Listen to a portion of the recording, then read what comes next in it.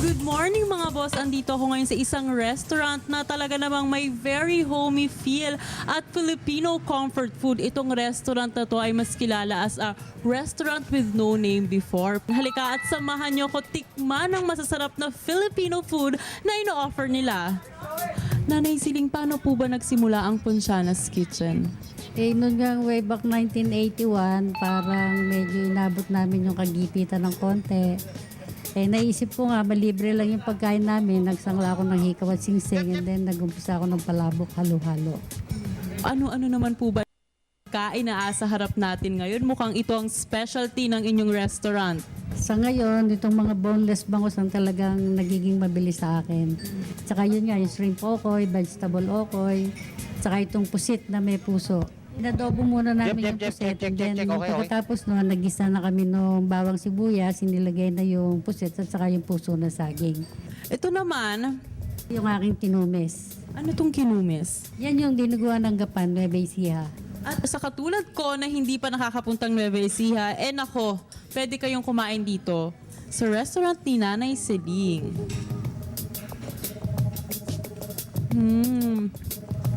Sarap. Okay, ito na ang beef caldereta na akala ko kanina beef curry. Hindi pala kasi medyo yellowish siya, no? Beef caldereta pala siya kasi ang secret ay ang... Yun nga, yung meron din kaming konting gata. Tita, saan niyo po ba kinukuha itong bangus ninyo? Merong nagrarasyon sa amin na boneless siya talaga tsaka may size na kailangan eh. Paano ito niluto? Secret, ayaw i-share. Okay, ganun talaga.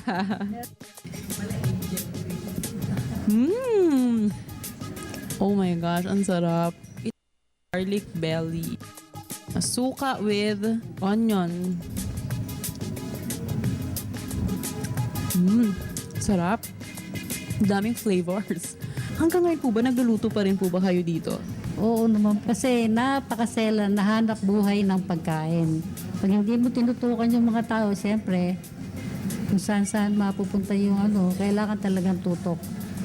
Okay, so ano naman tong sausawan? Pati, sibuyas, at saka suka na may konting toyo. At paano nyo naman po ito iniyo? Kasi parang iba, no? May pandan na naka-wrap around the bangus. Kasi tinanggal na namin yung outer layer na balat na yung sunog. Okay. Kaya parang akala no iba steam, pero hindi naman. Ngayon, pumunta naman tayo sa Okoy. Kanina nakita ko yung mga customers nyo po. Talagang, ito yung best seller, yung Okoy ninyo. Shrimp okoy, saka vegetable. Ano po bang kakaiba dito? Mukhang may sile. Konti lang carrots at saka yung ceiling red para maganda siya pag pinirito. Puro gulay. And then yung sausawan naman niya, may konting sibuyas saka toyo na may konting sweet and sour.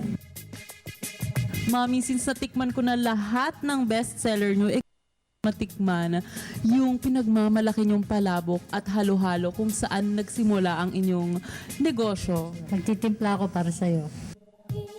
Special sauce nyo. Ano po bang meron dito sa sauce nyo na talaga namang binabalik-balikan? Yun nga, inuhulaan nga nung iba kung anong meron dito eh.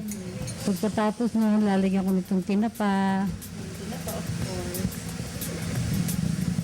And then, itong chicharon. Oo, ang sarap niyan, may chicharon. Insay na kailangan dito para maging maganda yung kulay niya. Tapos itong aking naiiba dito sa aking palabo. Cheese! May mangga. Ay, sorry. Oh my gosh, may mangga. Bakit? Yung mangga siya na yun ang aming sagapan. Yung palabok namin, merong hiniwang mangga ng manibalang. Alam mo, nako, parang kailangan ko na pumunta sa Nueva Ecija. Tapos ito yung aking pangibabaw na yung may alamang. Para maganda siya. Tsaka yung piniritong bawang. Nasa importante sa lahat ng palabok. Siyempre, ang itlog. Ito na yung perfect pair. Paki-invite naman po ang ating mga viewers na pumunta dito at matikman ang masasarap na pagkain ninyo. Sana nga sa tinagal-tagal ng panahon, patuloy nyo rin sanang tangkilikin yung aking palabok at halo-halo na siyang pinagsimulan ko lahat itong aking naging hanap buhay. Thank you so much, Nanay Siling. Alam niyo po, sobrang nabusog ako sa daming hinanda niyo sa aking pagkain na sobrang sarap at nabusog ako sa kwento ng inyong negosyo. Talaga namang it's a success story. Nako mga boss, hindi na ako makapagsalita sa sobrang dami kong kinain at narinig niyo na naman ang kwento ni Nanay Siling, no? At kung ako sa inyo ay pupunta na lang ako dito para ma-prove niyo sa inyong sarili kung ano bang sinasabi ko na about the food and everything, the ambiance, talagang it's all in one. At ito po ulit si Carla Paderna for One Life.